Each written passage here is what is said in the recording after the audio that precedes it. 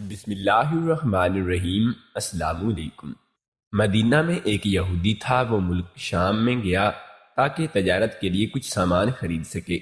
سامان خرید کر جب وہ واپس آ رہا تھا تو اس کی نظر ایک غلام پر پڑی جس کا رنگ بہت کالا تھا، وہ کسی لحاظ سے بھی خریدنے لائق نہ تھا۔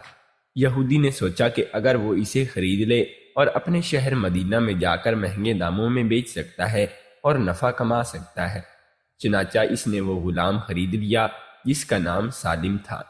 مدینہ میں پہنچا اور سارا سامان 3 دن میں بیچ دیا، لیکن سالم کو خریدنے والا کوئی نہیں تھا۔ ہر کوئی اس کی شکل و صورت دیکھ کر نظر انداز کر دیتا تھا۔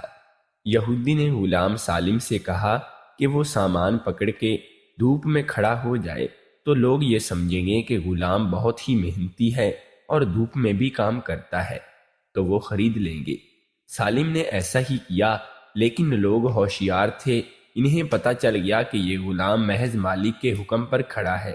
مدینہ میں ایک خاتون تھیں جو اپنی خدا ترسی کی وجہ سے مشہور تھیں۔ انہوں نے جب غلام کو دیکھا تو اسے خرید لیا۔ اس خاتون کا نام فاطمہ تھا۔ مکہ سے ایک صاحب مدینہ آئے جن کا نام حذیفہ تھا۔ لوگوں نے انہیں مشورہ دیا کہ فاطمہ بہت پاک باز اور خدا ترس خاتون ہے، آپ ان سے شادی کر لیں۔ حذیفہ نے تسلیم کر لیا اور فاطمہ سے شادی کر کے واپس مکہ روانہ ہو گئے۔ سالم غلام بھی ساتھ چلا گیا۔ مکہ پہنچ کر حذیفہ نے اپنے دوست عثمان بن عفان سے ملاقات کی اور اسے خوشخبری دی کہ میں نے مدینہ میں ایک خاتون سے شادی کر لی ہے جو بہت اچھی خاتون ہے اور اپنی پاک بازی کی وجہ سے مشہور بھی ہے۔ لیکن عثمان نے اپنے دوست حذیفہ کی بات پر خاص توجہ نہ دی۔ اس بے رخی کی وجہ سے حذیفہ کو رنج ہوا اور انہوں نے اپنے دوست سے اس کی وجہ پوچھی تو سیدنا عثمان رضی اللہ تعالی عنہ نے بتایا کہ میں اسلام قبول کر چکا ہوں اور تم مسلمان نہیں ہو، لہٰذا ہماری دوستی نہیں رہ سکتی۔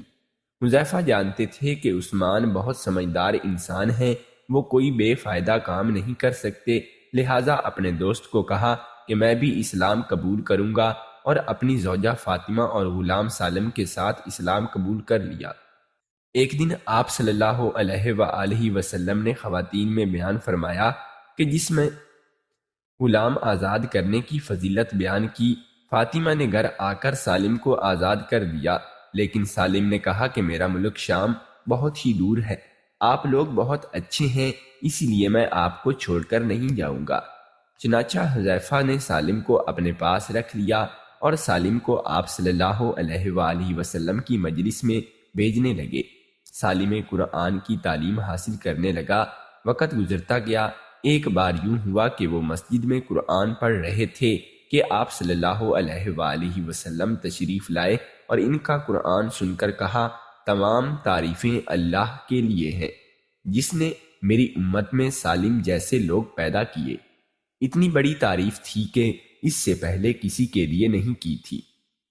ہجرت کا حکم آیا اور سالم نے بھی مکہ سے مدینہ کی طرف ہجرت کی۔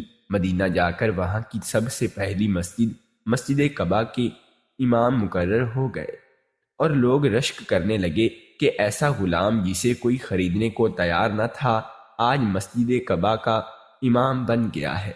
پھر وقت گزرا، آپ صلی اللہ علیہ وآلہ وسلم کی وفات ہوئی۔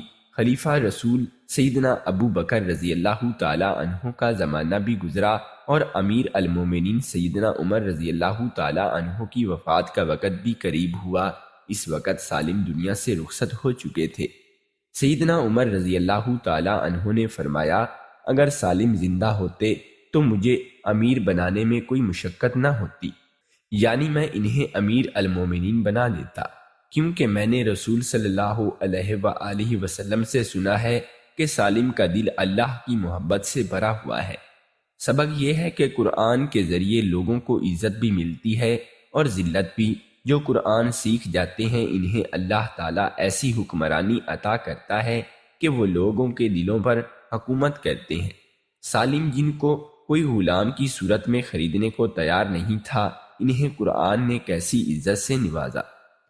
دوستو، اگر آپ کو ہمارا قصہ پسند آیا ہو تو ہمارے چینل کو سبسکرائب کر لیں اور ساتھ میں موجود بیل آئیکن کی گھنٹی کو دبا لے